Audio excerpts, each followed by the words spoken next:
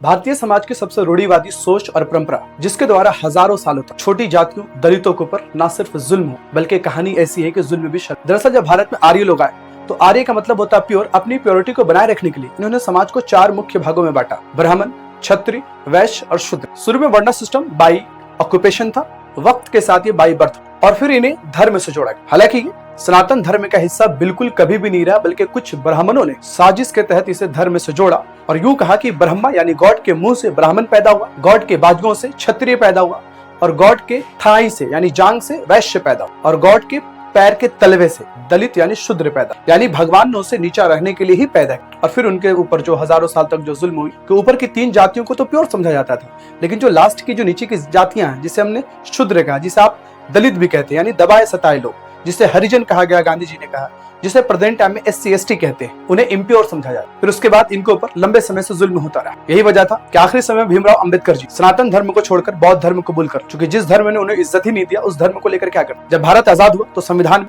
Article 17 abolition of untouchability लिखी, कोई किसी के साथ छुआछात नहीं कर। लेकिन फिर भी आज भी हमारे समाज में दलितों के बेटियों की रेप होती है, दलितों के ऊपर मुंह में पेशाब किए जाते हैं, उन्हें मारा जाता है, पीटा जाता है। ऊपरी जातियां उन्हें अपने गली मोहल्ले से गुजरने नहीं देती। ये आज भी उनके ऊपर जुल्म की दास्तां है।